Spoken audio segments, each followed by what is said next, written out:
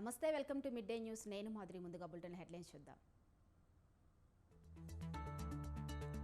ఘనపూర్ అభివృద్ధి కోసమే కాంగ్రెస్ లో చేరా, బీఆర్ఎస్ ను వదలడం బాధగా ఉందన్న కడియం.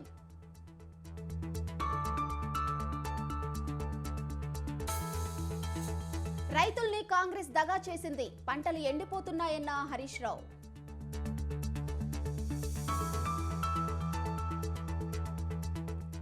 ముఖ్యమంత్రి ఆదేశాలు లేకుండా ఫోన్ ట్యాపింగ్ జరగదు, సమగ్ర దర్యాప్తు జరిపించాలన్న రఘునందన్.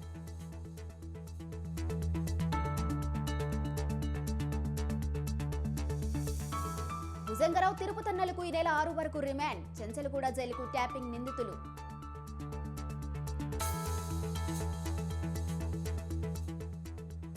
ఏపీలో పాఠశాలలకు హాలిడేస్, ఈ నెల 24 నుంచి జూన్ 11 వరకు సెలవులు.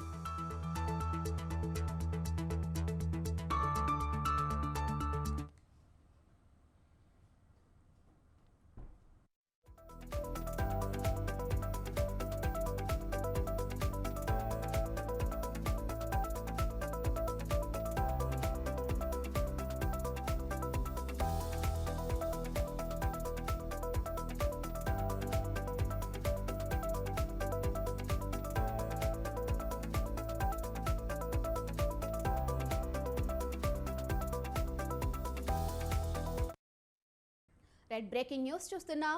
విజయనగరంలో మిమ్స్ ఉద్యోగుల ఆందోళన ఉద్రిక్తతకు దారితీసింది. మహారాజా ఇన్స్టిట్యూట్ ఆఫ్ మెడికల్ సైన్సెస్ ఉద్యోగులు 62 రోజులుగా నిరసన పోరాటం చేస్తున్నారు. న్యాయమైన డిమాండ్లను పరిష్కరించాలని కోరుతూ ఆర్టీసీ కాంప్లెక్స్ ఎదుట బైఠాయించారు. 2019లో ఆగిపోయిన వేతన ఒప్పందాన్ని అమలు చేయాలని డిమాండ్ చేశారు. బకాయి ఉన్న 7 డిఏలను వెంటనే చెల్లించాలని కోరారు.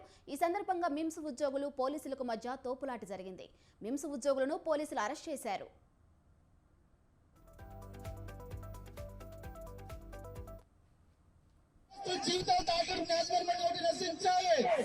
న్యాయమైన సమస్యల పరిష్కారం చేయమంటే ఉద్యోగుల పైన కేసులు పెడుతున్నారు.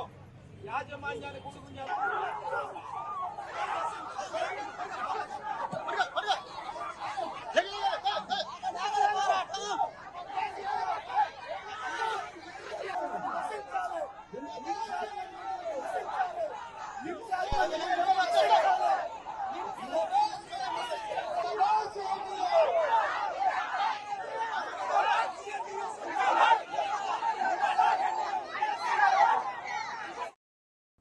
బీజేపీ నేత ఈటెల రాజేందర్ మాట్లాడుతున్నారు. లైవ్ లో చూద్దాం.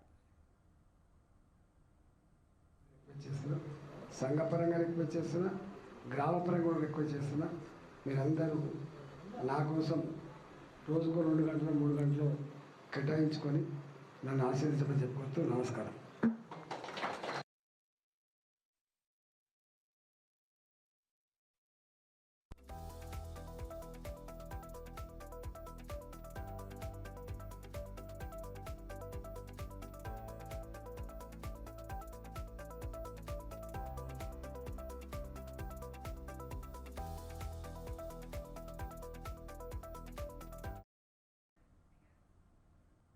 మాజీ మంత్రి ఎర్రబెల్లి దయాకర్ రావుకి కాంగ్రెస్ నేత కడియం శ్రీహరి కౌంటర్ ఇచ్చారు.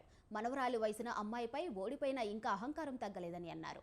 ఇతర బీఆర్ఎస్ నేతలు పార్టీ మారినా పట్టించుకోవడం లేదని, తనపై మాత్రం సభ్యత లేకుండా ఆరోపణలు చేస్తున్నారని మండిపడ్డారు. ఇకనైనా మారాలని హితవు పలికారు.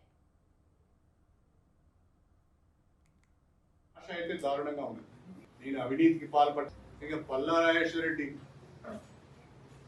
నిప్పు దొక్కిన కోతి కంటే బాణంగా ఎగురుతాడు. ఎందుకు నాకు అర్థం కాదు.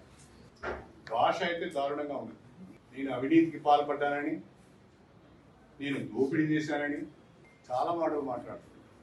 ఇలా కేసీఆర్ గారు భారత రాష్ట్ర సమితి ఈ స్థితికి రావడానికి, ఈ దుస్థితికి రావడానికి కారణం పల్లారాజేశ్వరరెడ్డి లాంటి చీడ పురుగులు చేరి నాశనం చేశారు. పిల్లారు లేస్తే పక్కన ఉండి చెప్పుడు మాటలు, లేని కొన్ని మాటలు చెప్పి పార్టీని భ్రష్టు పట్టించారు.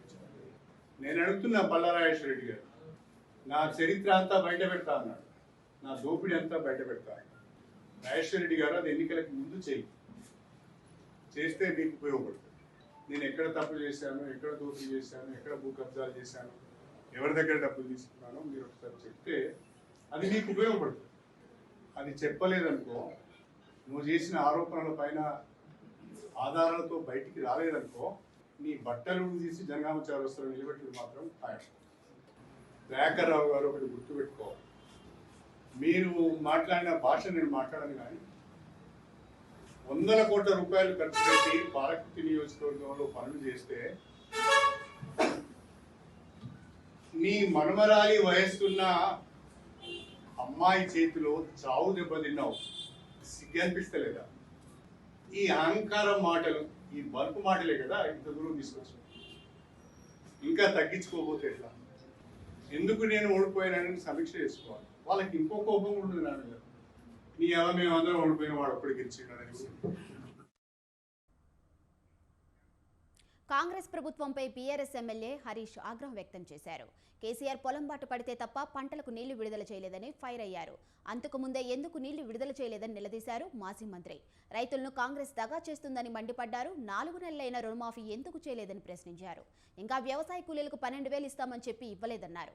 కాంగ్రెస్ ప్రభుత్వం ఇచ్చిన హామీలు కట్టుబడి ఉండాలని హెచ్చరించారు హరీష్ రావు.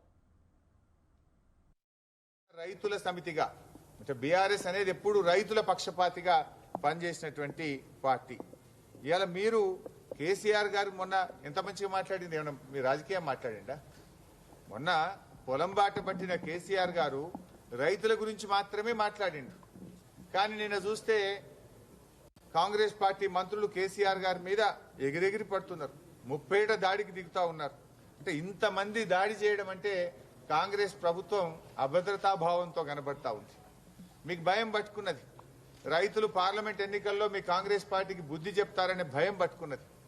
కేసీఆర్ గారు బయలుదేరంగానే ఇవాళ ఆయన మీద దాడికి దిగుతా ఉన్నారు, 30 దాడికి దిగుతా ఉన్నారు కాంగ్రెస్ పార్టీ నాయకులు. ఇది కాలం తెచ్చిన కరువు కాదు, కాంగ్రెస్ పార్టీ తెచ్చిన కరువు. మీ వైఫల్యం, కరెంట్ ఇవ్వకపోవడం మీ వైఫల్యం, నీళ్లున్నా ఇవ్వలేకపోవడం మీ వైఫల్యం. ఇవాళ మొన్నటిదాకా నీళ్లు లేవన్నారు, మరి ఇలా గాయత్రి పంప్ హౌస్లోకి వెళ్ళి నీళ్ళు ఎట్లా బయటకు వచ్చినాయి? మొన్నటిదాకా నీళ్లు లేవన్నారు, సాగర్ ఎడమ కాలువలో నీళ్లు ఎట్లొచ్చినాయి? భారత రైతుల సమితిగా అంటే బీఆర్ఎస్ అనేది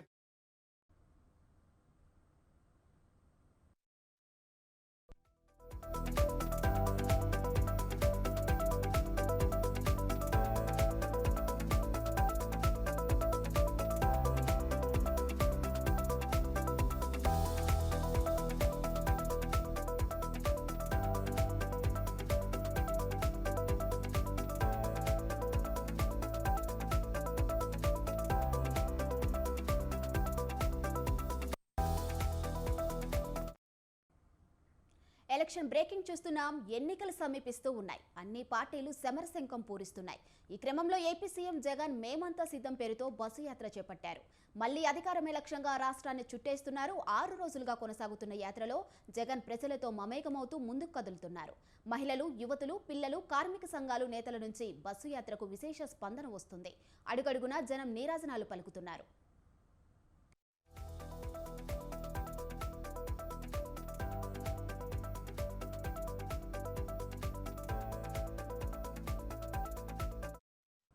ఇవాళ 6వ రోజు అన్నమయ్య జిల్లాలో సీఎం జగన్ బస్సు యాత్ర ప్రారంభమైంది. కటిమానుపల్లె నుంచి యాత్ర కొనసాగుతుంది. ములకల చెరువు, పెదపాలెం, వేపురుకోట, బుర్రకాయలకోట, గొల్లాపల్లి మీదుగా అంగళ్లు చేరుకుంటారు సీఎం జగన్. మధ్యాహ్నం 3:30 మదనపల్లిలో భారీ బహిరంగ సభలో పాల్గొంటారు. సభ అనంతరం నిమ్మనపల్లి, బోయకొండ క్రాస్, చౌడేపల్లి, సోముల మీదుగా అమ్మగారిపల్లె చేరుకుంటారు. రాత్రి అమ్మగారిపల్లె శివారులో సీఎం జగన్ బస చేస్తారు. జగన్ బస్సు యాత్ర కోసం అన్ని ఏర్పాట్లు పూర్తి చేశారు వైసీపీ శ్రేణులు. ఇక ఇదే అంశంపై మరింత సమాచారం మా ప్రతినిధి జయజయరాం ఫోన్లో అందిస్తారు. చెప్పండి జయజయరాం. థ్యాంక్ యూ మాదిరి. రాష్ట్ర ముఖ్యమంత్రి జగన్మోహన్ రెడ్డి చేపట్టినటువంటి బస్సు యాత్ర మేమంతా సిద్ధం 6వ రోజుకు చేరుకున్నట్టు కూడా మనకు తెలుస్తుంది. ఈ యాత్రలో భాగంగా మనం చూసుకున్నట్టయితే వైఎస్ఆర్ కాంగ్రెస్ పార్టీ ఈ అధ్యక్షులు జగన్మోహన్ రెడ్డి ఇప్పటికే కూడా ఈ యొక్క కడప జిల్లాలో ప్రారంభమైనటువంటి ఈ యొక్క యాత్ర ఏదైతే ఉందో సుదీర్ఘంగా కూడా కొనసాగుతుంది. ప్రజలు పెద్ద ఎత్తున బ్రహ్మరథం పడుతున్నారు. కర్పూర నీరాజనాలతో కూడా జగన్ కు స్వాగతం పలికి తాను మళ్ళీ సీఎం కావాలనేటువంటి ప్రజల ఆకాంక్షగా ఉండేటట్టు కూడా మనకి ఇక్కడ ఆ యొక్క దీంట్లో అంటే వస్తున్నటువంటి మేము సిద్ధం బస్సు యాత్రలో కూడా మనకు తేటతెల్లమవుతుంది. అంటే దీనికి సంబంధించి ఇవాళ ఉదయం 9 గంటలకు కూడా మనం చూసుకుంటే చీకటి మునిపల్లి రాత్రిలో కూడా అక్కడ బస చేశారు. అక్కడి నుంచి కూడా బయలుదేరి మొలకల చెరువు, పెదపాలెం మీదుగా కూడా విప్పుడికోట, బురకాయల కోట క్రాస్, అదేవిధంగా గొల్లపల్లి, అంగల్ చేరుకుంటారు. అంగళ్ళ వద్ద మనం చూసుకున్నట్టయితే భోజన విరామం ఉంది. భోజనం విరామం తర్వాత 3:30 గంటలకు కూడా మదనపల్లికి చేరుకుని, అంటే మదనపల్లి మనం ఇప్పుడు చూసుకున్నట్టయితే గతంలో చిత్తూరు జిల్లాలో ఉన్నటువంటి పరిస్థితి ఇప్పుడు అన్నమయ్య జిల్లాలో కూడా ఈ యొక్క మదనపల్లి చేరుకోవడం జరిగింది. అన్నమయ్య జిల్లా కావచ్చు, పీలేరు కావచ్చు, అదేవిధంగా మరో మనం చూసుకుంటే తమ్మలపల్లి, ఈ 3 నియోజకవర్గాలు అన్నమయ్య జిల్లాలో చేరుకున్నాయి. ఈ అన్నమయ్య జిల్లాలన్నింటిలో కూడా జగన్మోహన్ రెడ్డి సీఎం ఇవాళ రేపు పర్యటించేటువంటి పరిస్థితి కనపడుతుంది. మేం సిద్ధం యాత్రలో మనం చూసుకున్నట్లయితే పెద్ద ఎత్తున ఈ యొక్క ఆపోజిట్ పార్టీ తెలుగుదేశం పార్టీకి సంబంధించినటువంటి కార్యకలాపాలు ఏమైతే ఉన్నాయో పూర్తిగా కూడా ఎండకట్టేటువంటి ప్రయత్నం అయితే చేశారో, అప్పుడు తెలుగుదేశం పార్టీ ప్రజలకు చేసినటువంటి అపకారాలు, అంటే పూర్తిగా 10 ఏళ్లు అధికారంలో ఉన్నా కూడా ఎటువంటి అభివృద్ధి చేయకుండా ఉన్నారు.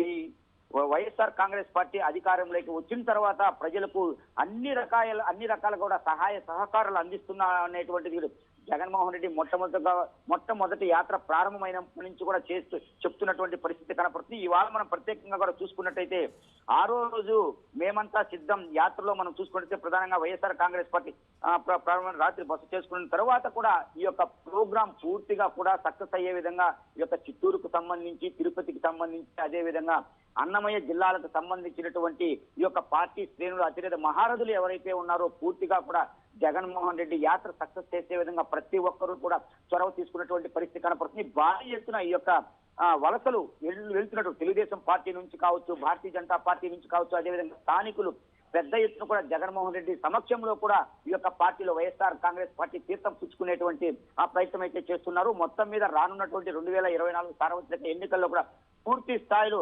తిరిగి తమ ప్రభుత్వమే, అంటే జగన్మోహన్ రెడ్డి ప్రభుత్వమే అధికారంలోకి వచ్చే విధంగా కూడా ప్రజలు ప్రతి ఒక్కరూ చేయి కలిపి తమ యొక్క మద్దతును కూడగొట్టుకునే విధంగా తెలియజేసేటువంటి పరిస్థితి కనపడుతుంది. Madhuri. Right, thank you Jazeera. BJP జాతీయ ప్రధాన కార్యదర్శి బండి సంజయ్ రైతు దీక్ష చేపట్టారు. కరీంనగర్ కలెక్టరేట్ ఎదుట ఆయన రైతు దీక్షకు కూర్చున్నారు. తెలంగాణలోని కాంగ్రెస్ ప్రభుత్వం రైతులకు ఇచ్చిన హామీలను అమలు చేయాలని డిమాండ్ చేశారు. 2 లక్షల రుణమాఫీ, పంట నష్టపరిహారం, వరి పంటకు 500 రూపాయల బోనస్ ఇవ్వాలనే డిమాండ్తో దీక్ష కొనసాగిస్తున్నారు.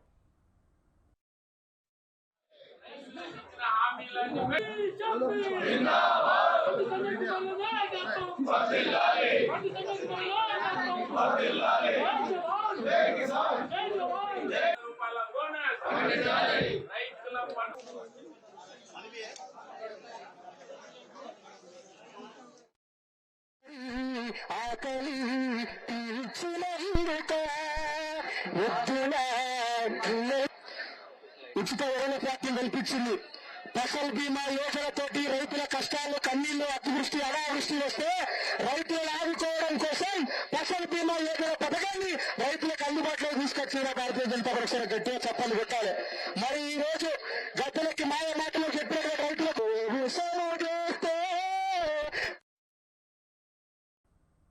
బులెటిన్లో షార్ట్ బ్రేక్ తీసుకుందాం. Stay with us.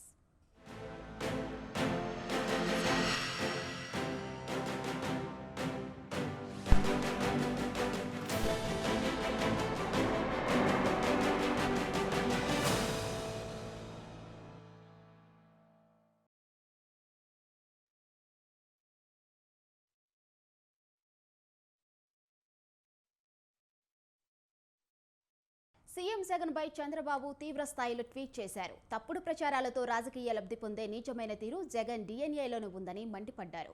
వైసీపీ నేతలు జగన్ బతుకే ఓ ఫేక్ బతుకని దుమ్మెత్తిపోశారు. పెన్షన్లు పంచవద్దని టీడీపీ ఎక్కడ అభ్యంతరం చెప్పలేదన్నారు.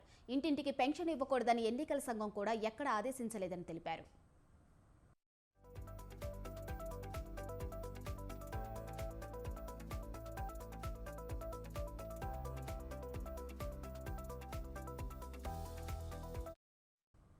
ఇక పెన్షన్ల విషయంలో జరుగుతున్నదంతా పెద్ద రాజకీయ కుట్రని చంద్రబాబు పేర్కొన్నారు. తన రాజకీయ ప్రయోజనాల కోసం వృద్ధులు, వికలాంగులను కూడా ఇబ్బందులు పెట్టే పాలకులు మనకు అవసరం లేదని తేల్చి చెప్పారు. కుట్రలు ఛేదించి దుర్మార్గ రాజకీయాలను ప్రజలు ఎండగట్టాలని ప్రజలకు పిలుపునిచ్చారు. తాము అధికారంలోకి రాగానే పెన్షన్ను 4000కు పెంచి ఆంక్షలు ఎత్తివేసి ఇంటి వద్ద పెన్షన్ అందిస్తామని హామీ ఇచ్చారు.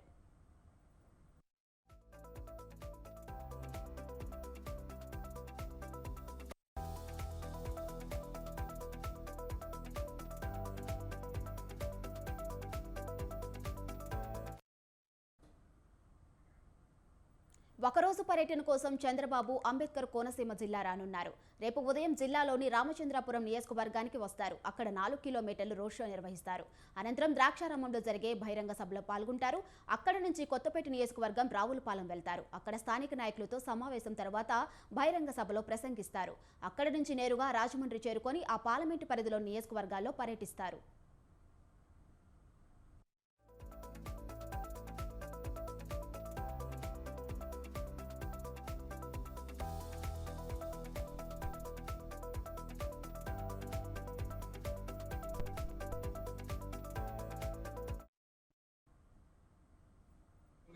తెలుగుదేశం పార్టీ జాతీయ అధ్యక్షుడు నారా చంద్రబాబు నాయుడు గారు ఎన్నికల ప్రచారం నిమిత్తం ప్రజాగలం అనే పేరుతోని అనేక కార్యక్రమాలు సమావేశాలు ఇప్పటికే నిర్వహించడం జరుగుతుంది.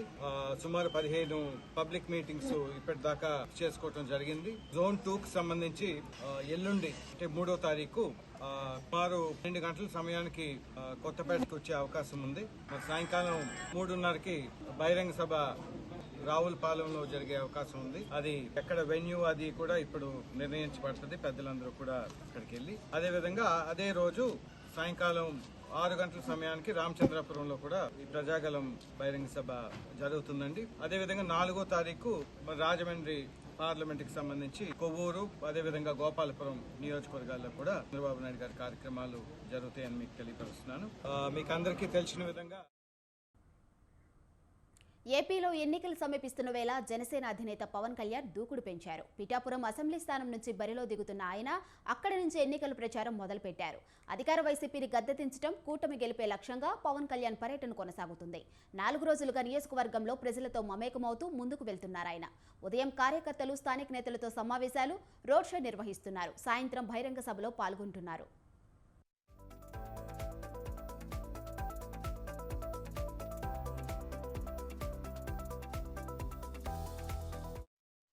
ఇవాళ 4వ రోజు పిఠాపురం నియోజకవర్గంలో విస్తృతంగా పర్యటించనున్నారు పవన్. గొల్లప్రోలు హెలీప్యాడ్ నుంచి పిఠాపురం అగ్రహారం మీదుగా ఆర్టీసీ కాంప్లెక్స్, చర్చి సెంటర్కు చేరుకున్నారు. ఆంధ్ర బాప్టిస్ట్ చర్చిలో ప్రత్యేక ప్రార్థనలో పాల్గొన్నారు. ప్రభు యొక్క ఆలోచన ప్రకారం ఉండేది అనేటువంటి విషయాన్ని గమనించాలి. జ్ఞాని అయిన వాడు పరాక్రమశాలుల ప్రకారం, కానీ ఆ జ్ఞానము దేవుని చిత్తానుసారమైనది ఉండాలి. ఎట్లా ఉంటుంది? ఏకాగ్రంథం 6:8 మనుష్యుడా, ఏది ఉత్తమమో అది నీకు తెలియచేయబడి ఉన్నది. న్యాయముగా నడుచుకున్నటి, కనికరమును వాడు అమిత గర్వంతో ప్రవర్తించు. సోమరు వాని చేతులు పనిచేయనొల్లవు, వాని ఇచ్చ వాని చంపును. దినమెల్లా ఆశలు పుట్టుచుండును, నీతిమంతుడు వెనుక తీయక ఇచ్చుచుండును. అనంతరం కొత్తపల్లి మండలం పొన్నాడ గ్రామంలోని బషీర్ బీబీ దర్గాను సందర్శించారు.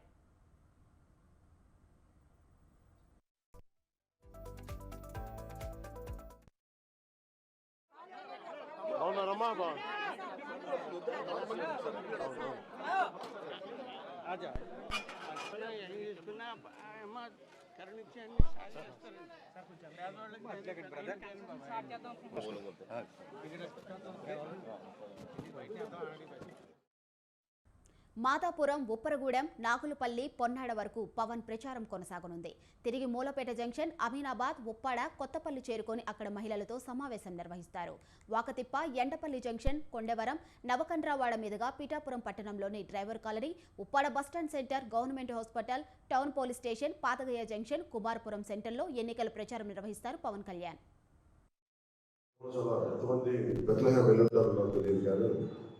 నాకు ప్రత్యేకించి బెత్లెహేం వెళ్ళే అవకాశం లభించింది. దాదాపు ఒక 2007లో జీసస్ క్రైస్ట్ మీద సినిమా తీయాలి, దానికి సంబంధించి మీరు పాత్ర వేయాలి. ఈ కథ ఈ కాలంలో ప్రారంభమై జీసస్ జీవితాన్ని చూపించేది అనేది ఒక కథ స్క్రీన్ ప్లే పట్టుకొచ్చారు సంగీతం శ్రీనివాసరావు గారు. కూర్చొని నేను వెళ్తున్నప్పుడు నన్ను ఇజ్రాయెల్ తీసుకెళ్ళాను. అది నాకు ఎంత ఆ సినిమా ఎందుకు ప్రారంభం అయింది అంటే స్టార్ట్ చేశారు అది అవ్వలేదు, కానీ అది నా కోసమే జీసస్ క్రైస్ట్ జన్మస్థలానికి నన్ను తీసుకెళ్ళింది ఆ ఒక్క అవకాశం. జీసస్ క్రైస్ట్ నడిచిన, ఆయన సిలువేసి నడిపించిన ఆ నేల మీద నడిచింది. గుండె గద్గ, మనకి హృదయం గొంతు గద్గదం అయిపోయింది, గుండె బరువెక్కింది. శ్రీకాకుళం నగర పరిధిలో మంత్రి ధర్మాన ప్రసాదరావు ఎన్నికల ప్రచారం నిర్వహించారు. వైసీపీ శ్రీకాకుళం లోక్సభ అభ్యర్థి పేరాడ తిలక్తో ఆయన ఎన్నికల ప్రచారం చేపట్టారు. ఈ నేపథ్యంలోనే ఆయనకి ఓ అనుభవం ఎదురైంది. ప్రచారంలో ప్రజలను ఓటు ఎవరికి వేస్తారని అడిగితే చాలా మంది హస్తమని సైకిల్ అని అంటున్నారని ఆవేదన వ్యక్తం చేశారు. యుద్ధానికి సిద్ధమవుతున్న ప్రస్తుతం తరుణంలో ఇప్పటికీ చాలా మందికి పార్టీ గుర్తేంటో తెలియదని పేర్కొన్నారు.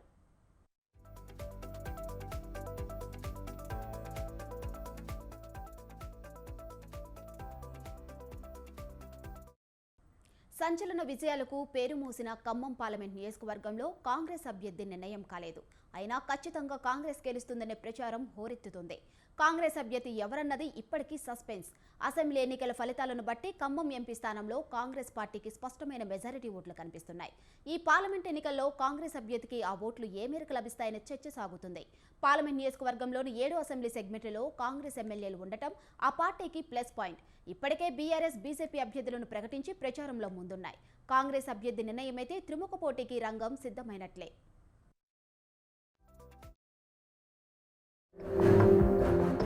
ఖమ్మం లోక్సభ స్థానానికి కాంగ్రెస్ పార్టీ అభ్యర్థిపై ఇంకా స్పష్టత రాలేదు. అభ్యర్థిని ఎంపిక విషయంలో ఏఐసీసీ, సీఈసీలు చేతులెత్తేసి రాష్ట్ర కాంగ్రెస్ నాయకత్వానికి వదిలివేయడం పెద్ద మైనస్ పాయింట్ గా మారింది. ఇప్పటికే గులాబీ పార్టీ సిట్టింగ్ ఎంపీ నామా నాగేశ్వరరావును ప్రకటించగా బీజేపీ అభ్యర్థిగా తాండ్ర వినోద్ రావును ఖరారు చేశారు. కాంగ్రెస్ కు గట్టి పోటీ ఇచ్చేందుకు వారు సిద్ధమవుతున్నారు. ప్రధాని మోడీ బీజేపీ వేవులను ఉపయోగించుకొని ఖమ్మం ఎంపీని ఎలాగైనా గెలుపొందాలనే వ్యూహంతో తాండ్ర వినోద్ రావు సమీకరణాలు చేస్తున్నారు. ఇప్పటికే ఎన్డీఏ కూటమిలో భాగంగా ఉన్న టీడీపీతో ఆ నాయకులు చర్చలు జరుపుతూ సమీకరణలు చేస్తూ ఉండటంతో ఖమ్మం పార్లమెంట్ నియోజకవర్గంలో ఈసారి బీజేపీ జోష్ కనిపిస్తోంది. BRS sitting MP Nama Nageswara Rao ఇంకా ప్రచారంలో దిగకపోయినా తమ సామాజిక వర్గ బలం తన్ని ఎన్నికల్లో గట్టెక్కిస్తుందనే ధీమాతో ఉన్నారు. కాంగ్రెస్ అభ్యర్థి విషయంలో ఇంకా తర్జన భర్జన జరుగుతూ ఉండటంతో రోజుకో నాయకుడి పేరు తెరపైకి వస్తుంది. ఆ పార్టీలో అభ్యర్థి ఖరారు ఇప్పట్లో అవుతుందా లేదా అనే అనుమానాలు వ్యక్తమవుతున్నాయి.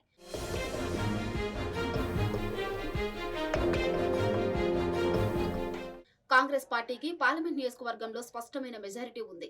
డిప్యూటీ సీఎం మల్లు బట్టి విక్రమార్క, మంత్రులు బొంగిరెడ్డి శ్రీనివాసరెడ్డి, తుమ్మల నాగేశ్వరరావుల మధ్య ఆధిపత్య పోటీ. ప్రతిపక్ష పార్టీలు కలిసొచ్చే అవకాశం లేకపోలేదు. అదే తమకు బలంగా ప్రతిపక్షాలు భావిస్తూ రంగంలోకి దిగుతున్నాయి. దీంతో ఖమ్మం రాజకీయం రసవత్తరంగా మారింది. ముగ్గురు ముఖ్య నేతలు ఐక్యతగా ముందుకు సాగితే తప్ప విజయం లభించే పరిస్థితి కనిపించడం లేదు. అసెంబ్లీ ఎన్నికల తరహాలో ఎమ్మెల్యేలు, ముఖ్య నేతలు పార్లమెంట్ ఎన్నికల్లోనూ ప్రత్యర్థిని ఎదుర్కొనకపోతే ప్రతిపక్షాలు లాభపడే ప్రమాదం ఉంది. ఈ నేపథ్యంలో ముఖ్య నేతలతో పాటు ఎమ్మెల్యేలంతా అంకుటిత దీక్షతో పార్టీ అభ్యర్థి విజయం కోసం సర్వశక్తులు పెట్టి కృషి చేయాల్సిందే.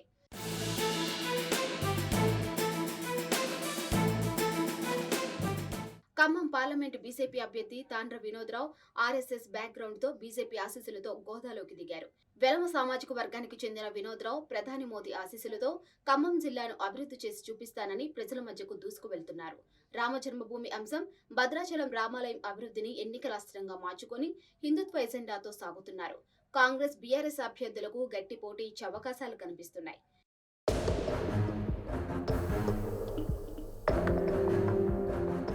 బీఆర్ఎస్ పార్టీ సిట్టింగ్ ఎంపీ అభ్యర్థిగా ఖమ్మం పార్లమెంటుకు పోటీ చేస్తున్న నామా నాగేశ్వరరావు ప్రస్తుతం మారుతున్న రాజకీయ పరిణామాల నేపథ్యంలో ఆచితూచి అడుగులు వేస్తున్నారు. కేంద్రంలో అధికారంలో ఉన్న బీజేపీ, ఎన్డీఏలో భాగస్వామ్యంలో ఉన్న టీడీపీతో పాటు రాష్ట్రంలో అధికారంలో ఉన్న కాంగ్రెస్ పార్టీ నుండి కూడా ఆయనకు ఆహ్వానాలు అందినట్టు సమాచారం. పార్టీ మారేందుకు ఏమాత్రం అవకాశం ఉన్నా ఖమ్మం టికెట్ ఖరారు చేస్తామనే రీతిలో ఆయనపై ఒత్తిడి ఉన్నా ఆయన ఏ విధంగా ఎన్నికల్లో ముందుకు సాగాలనే అంశంపై ప్రణాళికలు రూపొందిస్తున్నారు. కాంగ్రెస్ కొత్త అభ్యర్థిని దించుతుందా, నామా వైపే చూస్తుందో అన్నది సస్పెన్స్.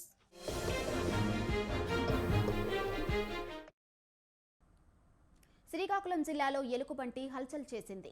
ఓ పాడుబడిన ఇంట్లోకి చొరబడింది. వజ్రపు కొత్తూరు మండలం మెట్టూరు గ్రామంలో ఈ ఘటన చోటు చేసుకుంది. గమనించిన స్థానికులు అటవీశాఖ అధికారులకు సమాచారం అందించారు. గ్రామంలో ఎలుకబంటి సంచారంతో గ్రామస్తులు భయాందోళన చెందుతున్నారు. గతంలో ఇదే గ్రామంలో ఎలుకబంటి దాడిలో 2 వ్యక్తులు మృతి చెందగా ఓ మహిళ తీవ్రంగా గాయపడింది.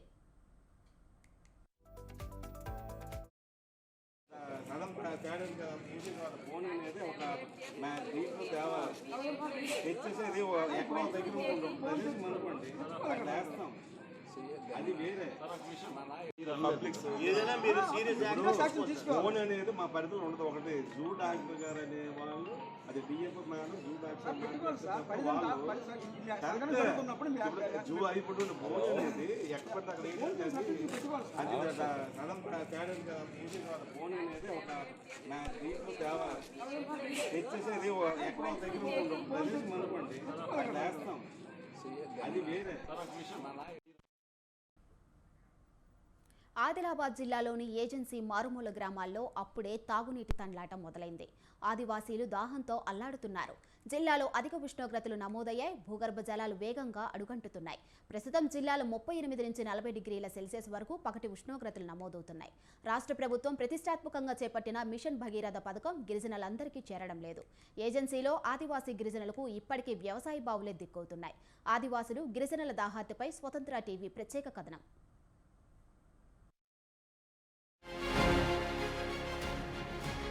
ఉమ్మడి ఆదిలాబాద్ జిల్లా ఉట్నూరు మండల నర్సాపూర్ పంచాయతీ పరిధిలోని గ్రామంలో స్థానికులకు తాగునీటి ఇబ్బందులు తప్పడం లేదు. దీంతో దగ్గరలోని వ్యవసాయ బావుల నుంచి తాగునీటిని తెచ్చుకోవాల్సి వస్తోంది. ఇలాంటి పరిస్థితులే మరెన్నో ఆదివాసీ గూడాల్లో తాగునీటి ఎద్దడి కనిపిస్తోంది. ఏజెన్సీ ప్రాంతంలో ఉట్నూర్, ఇంద్రవెల్లి, నార్నూర్, గాదిగూడ మండలాల్లోని పలు ఆదివాసీ గూడాల్లో తాగునీటికి ఇబ్బందులు తప్పడం లేదు. గిరిజనులు కలుషిత నీటిని తాగి విషజ్వరాల బారిన పడుతున్నారు. ఇప్పటికే గ్రామాల సమీపంలోని వాగులు, కుంటలు అడుగంటిపోవడంతో తాగునీటి ఇబ్బందులు తీవ్రతరమవుతున్నాయి. మిషన్ భగీరథ పైప్ లైన్ వేసిన అధికారులు సక్రమంగా నీటిని సరఫరా చేయడం లేదని ఆదివాసీలు ఆరోపిస్తున్నారు. చిన్నపాటి సమస్యలను పరిష్కరిస్తే మారుమూల గిరిజనగూడెంలో తాగునీటి ఇబ్బందులు తొలగే అవకాశం ఉంది.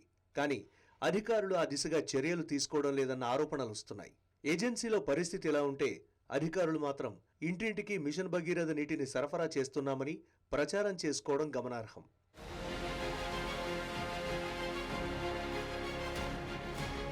ఆదిలాబాద్ జిల్లాలో ఆదివాసీలకు వ్యవసాయ బావులే దిక్కయ్యాయి.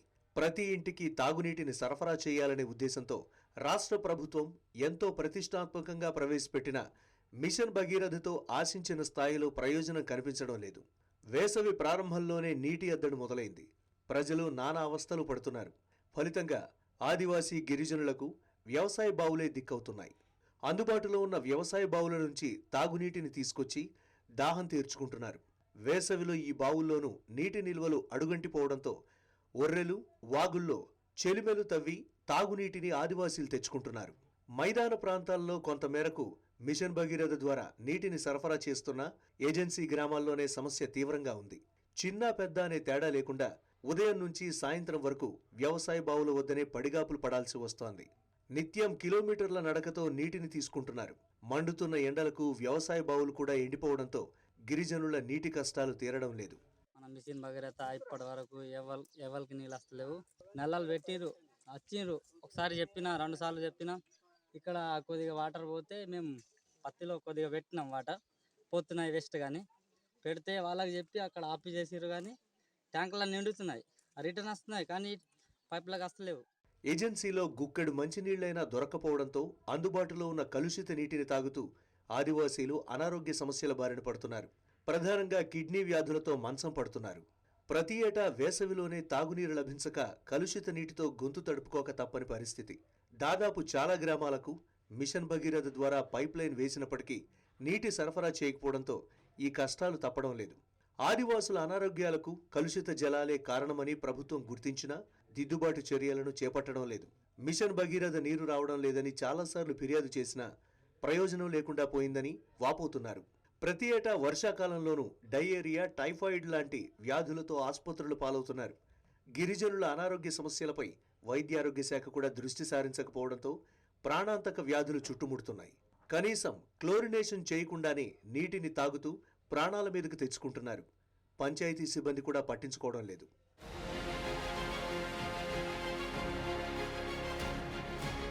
గిరిజన గూడెంలకు మిషన్ భగీరథ నీళ్లు వస్తాయని ఎంతో కాలంగా ఎదురుచూసినా ప్రయోజనం లేదు.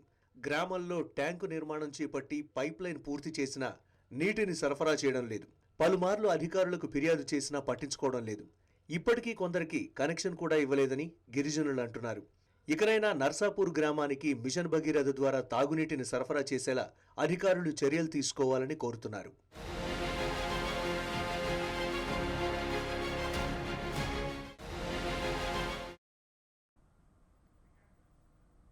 ఇవి బులెటిన్ అప్డేట్స్, చూస్తూనే ఉండండి స్వతంత్ర. నెలల